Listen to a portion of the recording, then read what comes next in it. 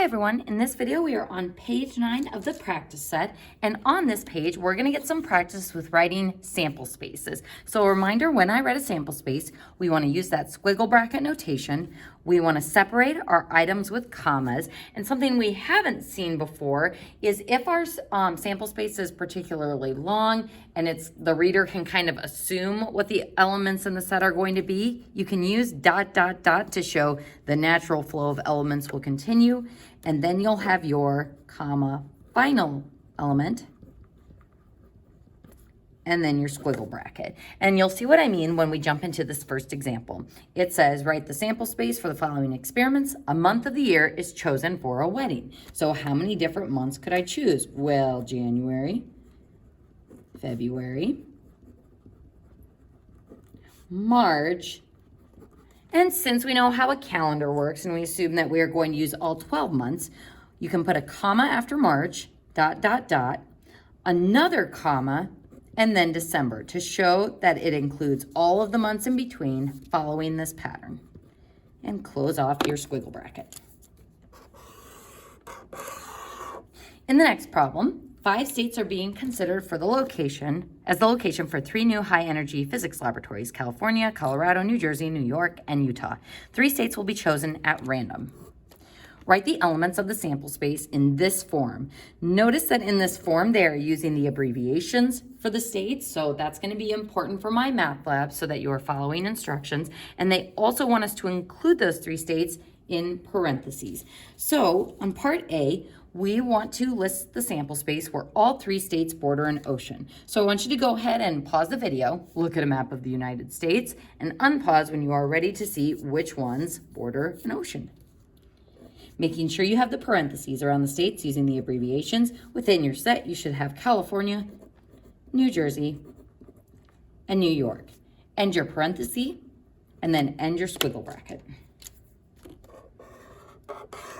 Moving on to number 3, this one is kind of similar to the one that we did in the note packet, but it is a bit complicated. So I'm going to show you some strategies for how to make the sample space and to ensure that you have gotten all possibilities. So it says a coin is flipped until 2 heads appear,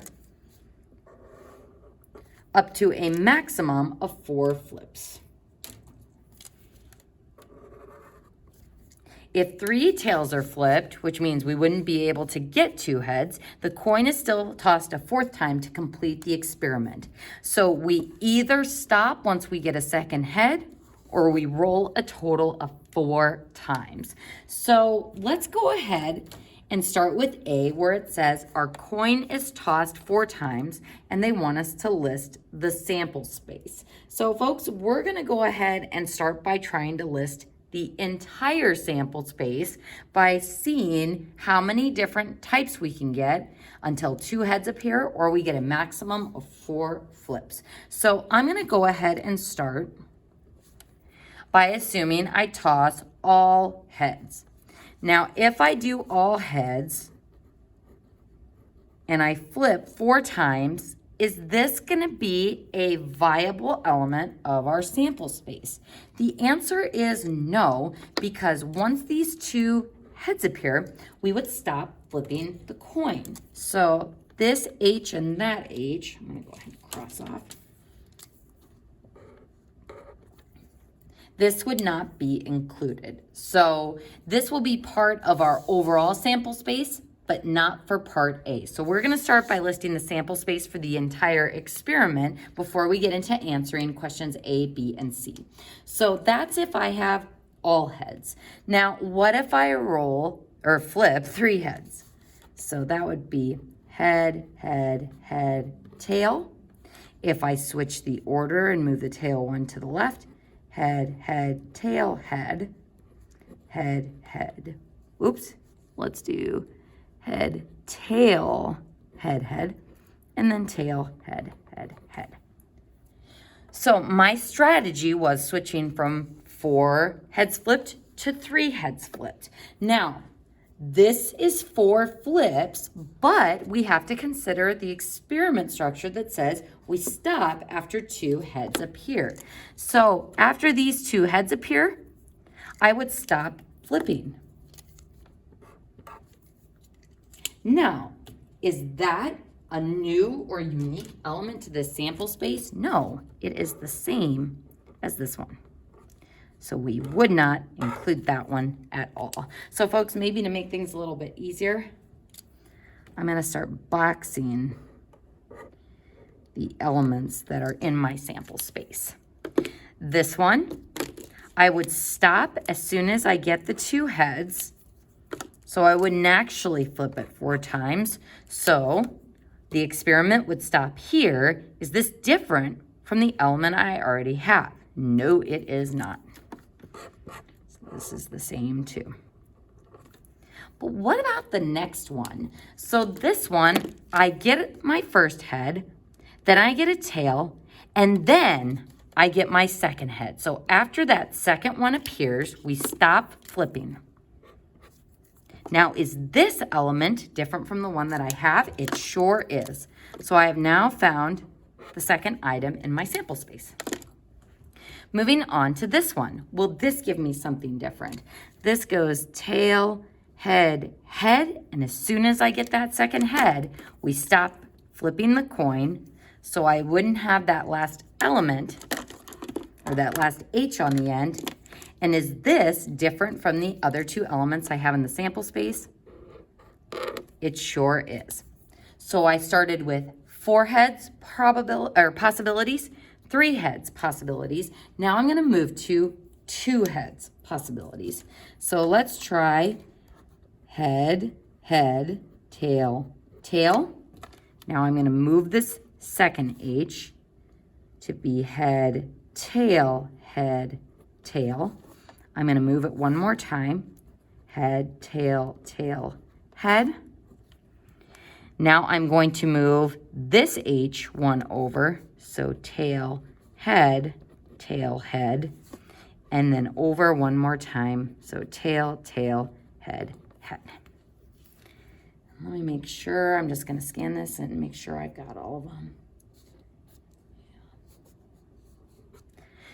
So that's why it's a good idea to come up with a strategy of like moving things and making sure that you have covered all possibilities. So which of these are actually going to be included in our sample space? For this one, as soon as I flip that second head, we stop flipping the coin, and this is the same as that first element.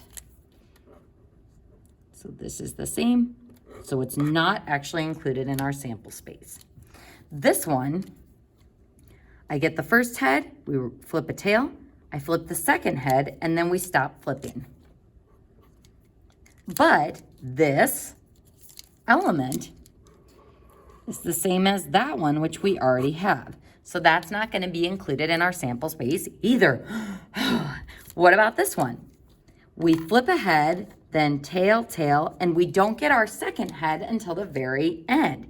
Is this going to be part of our sample space? Yes, it's unique from the other elements that we currently have. So I'm going to put a box around that. What about this next one? Tail, head, tail, head. We stop as soon as we get the second head. So I have 4 pieces to that element, and this one is different from the other ones that we already have.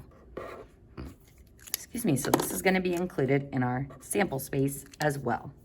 Now, what about this last one? I flip a tail, and I flip 2 heads right at the end. So we would stop flipping, and we have a maximum of 4 flips, so that's going to be included in our sample space as well, because it's different from all of the other ones. All right, so we looked at possibilities of 4 heads, which wasn't actually possible, 3 heads, 2 heads. So now we're ready to look at what the sample space with 1 head would look like. So when I don't get 2 heads and I just end up flipping 4 times. So we could have head, tail, tail, tail. We could move the H1 over and get tail, head, tail, tail. Move it again, tail, tail, head, tail, and then tail, tail, tail, head. So that is the possibility of getting 1 head. So these 4 are all going to be viable because I don't stop flipping until I get to that 4th flip, because I never get the 2 heads that would stop the experiment. So those elements are all in the sample space.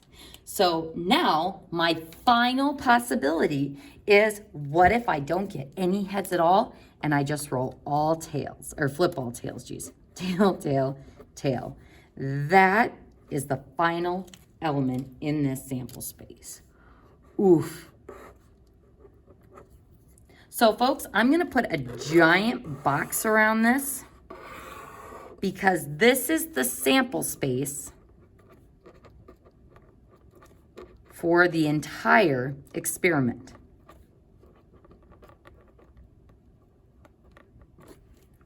But what we want to find is the sample space for each of these kind of mini experiments, or each of these outcomes or trials. So on part A, it says the coin is tossed 4 times. So the coin is tossed 4 times.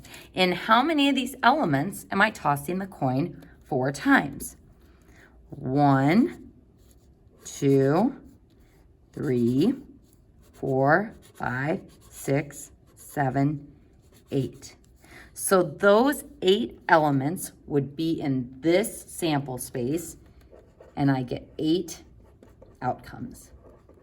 So folks, you don't have to write out that sample space. Just know that there are 8 possible outcomes within that sample space. What about the next one? It says there are exactly 2 heads tossed. So exactly 2 heads. That would include this one, this one, this one, this one, this one, this one, and none of the others. So 1, 2, 3, 4, 5, 6 outcomes.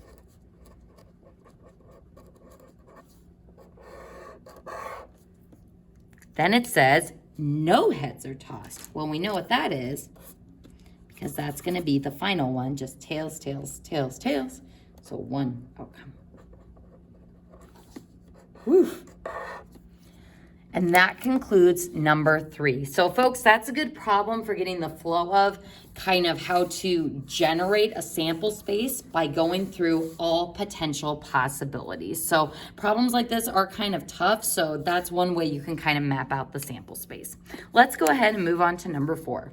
It says a sandwich shop has 3 types of sandwiches: ham, turkey, and chicken. So if I wanted to write that sample space for sandwiches,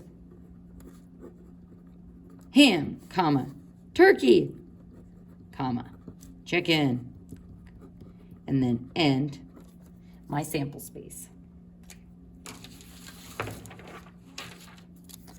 All right, folks, so on your own, you should now be able to do number 5, number 6, and make sure you have the squiggle brackets and the commas and that proper notation. So number 5 and 6, and number 7, 8, and 9. And careful on number 9, because it says in parentheses that the order matters, since how they are picked is going to determine which type of question they will answer. So just be careful on number 9 when you are generating that sample space. So through 9, and that concludes this video.